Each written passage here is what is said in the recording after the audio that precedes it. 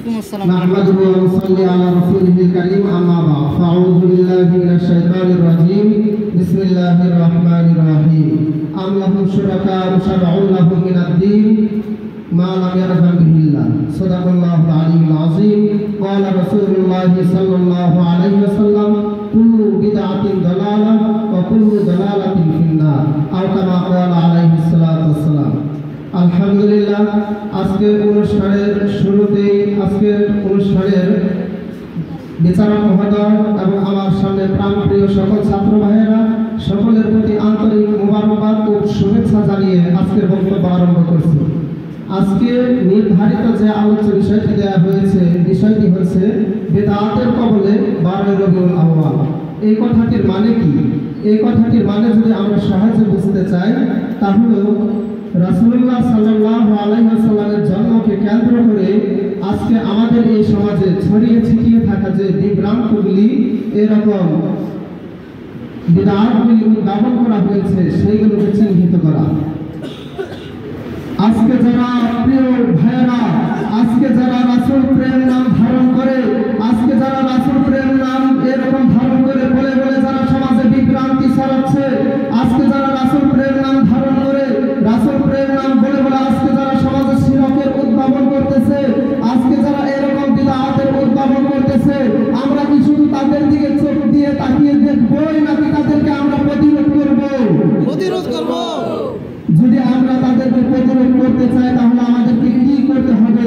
দেখেন, আজকে যদি আমরা এখানে বসে তাসবিহ গুনি আর শুধু বলি যে আমরা প্রতিরোধ করব, তাহলে আমরা কিভাবে আমাদের প্রতিরোধ করা হবে? আজকে এই 12 রবিউল আউয়ালকে কেন্দ্র করে দেখেন আজকে কত কিছু ঘটনা হচ্ছে। গাড়ির মধ্যে আপনারা যারা সফরে গেছিলেন তারা অবশ্যই দেখছেন, গাড়ির মধ্যে তারা গান বাজনা বাজিয়ে তারা ঘোরাঘুরি করতেছে।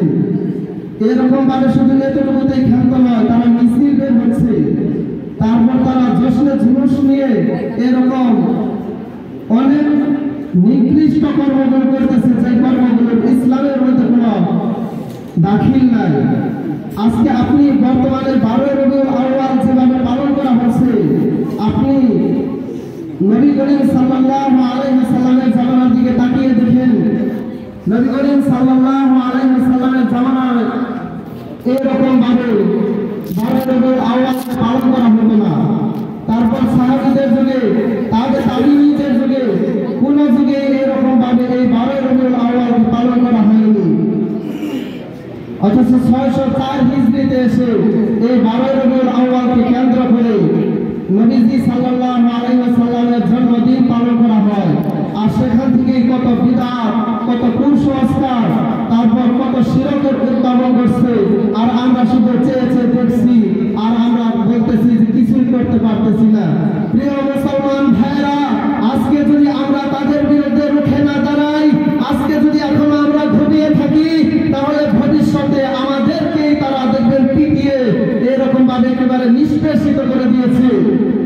আপনারা কি জানেন কিনা জানি না, গত কিছুদিন আগে হাটহাজারী মাদ্রাসায় ছাত্রদের উপরে তারা হামলা করেছে, জানেন?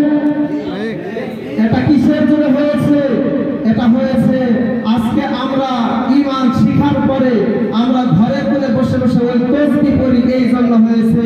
আজকে যদি আমরা এই বিষয়গুলো শিখার পরে যদি আমরা মাঠে ঘাটে বের হয়ে যেতাম, আজকে যদি আমরা লাঠি ঠান্ডা নিয়ে বের হয়ে যেতাম তাদের বিরুদ্ধে, তাহলে আজকে তারা ওই হাটহাজারী মাদ্রাসায় হামলা করতে পারতো না। আজকে দেখেন, আজকে আমাদের জন্য করণীয় কি?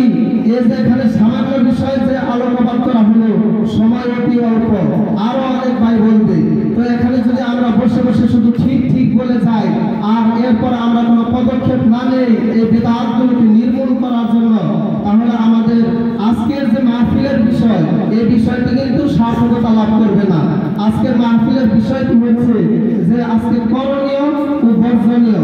বর্জনীয় হচ্ছে রাসূলুল্লাহ সাল্লাল্লাহু আলাইহি ওয়াসাল্লামের জন্মকে কেন্দ্র করে যে বিষয়গুলো উদ্ভাবন হয়েছে, সেগুলোকে মুছে দিয়ে আমাদেরকে রাসূলুল্লাহ সাল্লাল্লাহু আলাইহি ওয়াসাল্লামের যে প্রকৃত সুন্নাহ, সেটাকে প্রতিষ্ঠিত করতে হবে।